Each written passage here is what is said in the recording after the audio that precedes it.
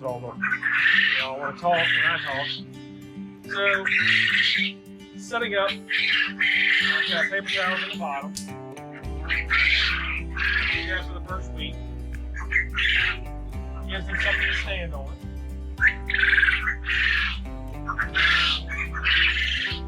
I have the wire underneath is half by half. It's like this one.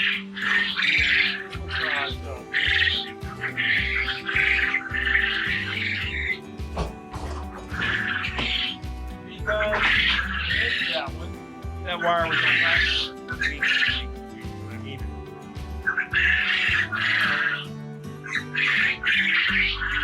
As you can tell, anytime I try to talk, all the other male quail decide they're too sensitive. That's how it is.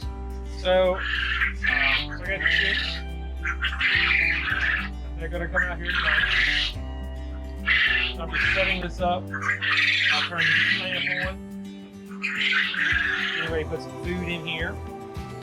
And then I will bring in the water.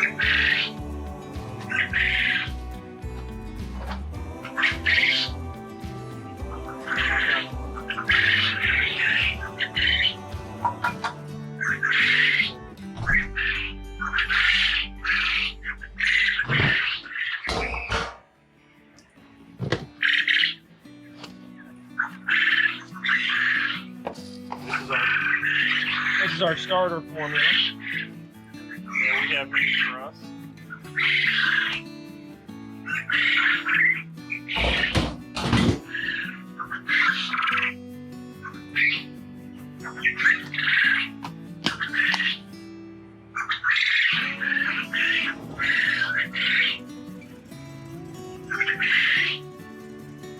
Right there.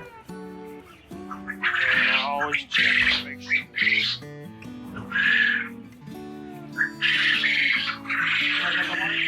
And I'll put a water in here.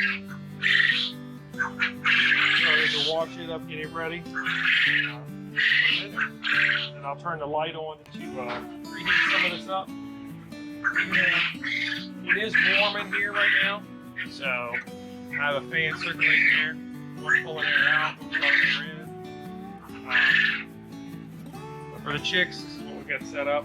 Works really well for us. And then I have baby chickens in the hatcher.